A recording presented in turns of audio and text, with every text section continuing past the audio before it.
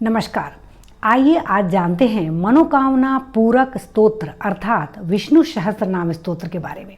कहते हैं कि अगर किसी के ललाट में विधाता ने कुछ ऐसा दुर्भाग्य भी लिख दिया हो तो प्रतिदिन प्रातःकाल इस स्तोत्र के पाठ से वह दुर्भाग्य भी खत्म हो जाता है और मनुष्य अच्छी आयु, बल और आरोग्य प्राप्त करता है, ऐश्वर्य और कांति प्राप्त करता है।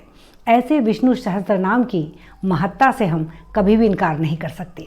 ज्योतिष शास्त्र भी विष्णु सहस्त्रनाम की महत्ता को मानता है और उसका गुणगान करता है। पुराणों में भी विष्णु सहस्त्रनाम स्तोत्र के बारे में, इसकी महत्ता के बारे में कई जगह वर्णन प्राप्त होता है। जैसे मत्स्य पुराण में, स्कंद पुराण में और गरुड़ पुराण में तो ये विस्तृत वर्णन है, परंतु पद्म पुराण के 72वें अध्याय में जो विष्णु सहस्त्रनाम वर्णित है वह अति उत्तम और सबसे श्रेष्ठ माना गया है।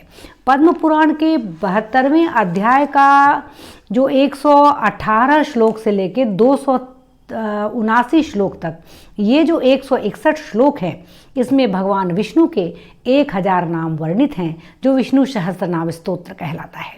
इसे मनोकामना पूरक स्तोत्र भी कहा गया है। विष्णु सहस्त्रनाम हिंदू सनातन धर्म में अत्यंत महत्वपूर्ण स्थान रखता है। महाभारत में भी विष्णु सहस्त्रनाम स्तोत्र है जो अति प्रचलित है।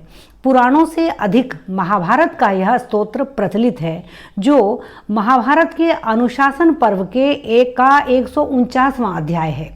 इस 149वें अध्याय का 14 से लेकर 120 तक जो 106 श्लोक है, यह है विष्णु सहस्त्रनाम। इसमें भगवान विष्णु के श्री हरि नारायण के 1000 नामों की चर्चा की गई है और कहा गया है कि आरोग्य, आयु, बल और धनवर्धक यह स्तोत्र सभी प्रकार की मनोकामनाएं पूर्ण करता है। यदि विधाता ने ललाट में कैसा भी दुर्भाग्य लिख दिया हो, विष्णु सहस्त्रनाम के निरंतर और प्रतिदिन पाठ से वह दुर्भाग्य भी समाप्त हो जाता है। जब भीष्म शरशय्या पर पड़े थे, उस दौरान युधिष्ठिर के मन में धर्म और ईश्वर को लेकर कई प्रश्न थे। तब कृष्ण की सलाह से युधिष्ठिर ने भीष्म के पास जाकर धर्म का ज्ञान प्राप्त करना चाहा, तो भीष्म ने बताया उन्हें कि भगवान श्री हरि विष्णु का ध्यान, चिंतन, मनन ही सर्वश्रेष्ठ है और उनके 1000 नामों के पाठ से किसी भी प्रकार का दुर्भाग्य जो है वह दूर होता है और मनुष्य हर प्रकार के ऐश्वर्य, सुख, शांति, आरोग्य और आयु को प्राप्त करता है। तो यह विष्णु सहस्त्रनाम जो हमारे सनातन वैदिक धर्म में और पौराणिक परंपरा में महत्वपूर्ण स्थान रखता है। तो पुराणों में विभिन्न प्रकार के स्तोत्र जो विष्णु सहस्त्रनाम स्तोत्र हैं, 1000 नाम हैं, वो हैं, लेकिन महाभारत के अनुशासन पर्व का यह 149वां जो अध्याय है, यह विष्णु सहस्त्रनाम सर्वाधिक प्रसिद्ध है। तो आइए जानते हैं कि विष्णु सहस्त्रनाम के पाठ से निरंतर हृदय में ईश्वर के प्रति आस्था लेकर पढ़े गए विष्णु सहस्त्रनाम में भगवान श्री हरि विष्णु के 1000 नामों के उच्चारण से, मनन से, चिंतन से क्या क्या उपलब्धियां हमें प्राप्त हो सकती हैं।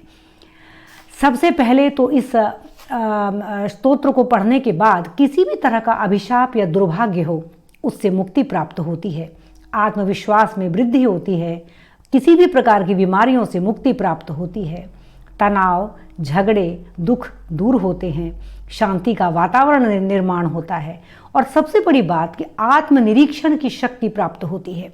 मनुष्य जब तक स्वयं से नहीं जुड़ता तब तक वो ईश्वर से कैसे जुड़ सकता है। इसके अलावा धन धान्य, सुख संपदा, ऐश्वर्य सबकी प्राप्ति होती है, संतान पक्ष से सुख प्राप्त होता है, हर एक तरह की मनोकामना पूर्ण होती है।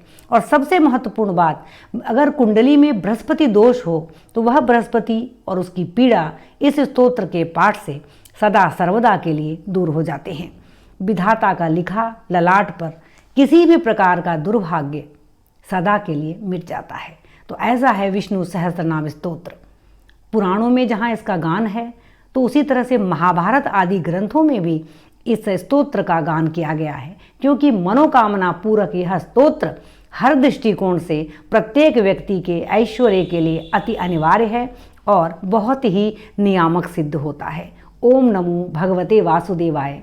जय श्री हरि। ओम नमो नारायणाय।